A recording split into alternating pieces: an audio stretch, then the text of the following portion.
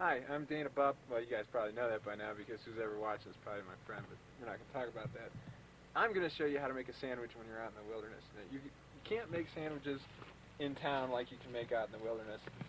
First thing you got to do is get yourself some Smith's bread. That's the cheap stuff. Rainbow, too expensive. You want the cheap bread. And you want to make sure and pack it along with your spare tire.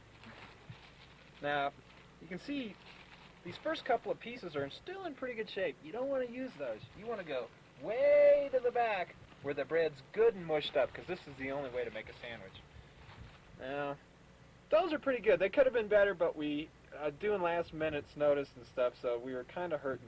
Now, if you come over here to the cooler, just over this way, this is where you keep your main necessities when you go camping. Now you got orange crush, that's for the people who don't like to drink. You got the beer. And if you dig down deep enough, mayo. Gotta have that for your sandwich.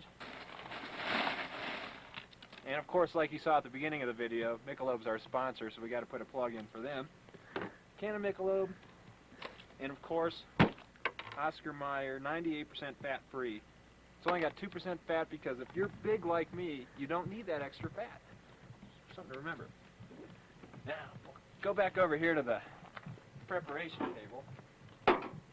Really, it's a bed of a truck, but when you're out in the wilderness, this is your preparation table. You open up the meat. You probably want to take about 2 slices. 3 slices, just a little too much meat. And you want to open a can of Miracle Whip.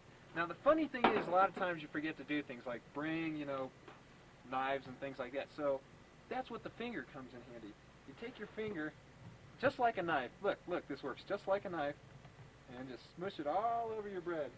And instead of doing the other side, just put it together like this, watch. Yeah.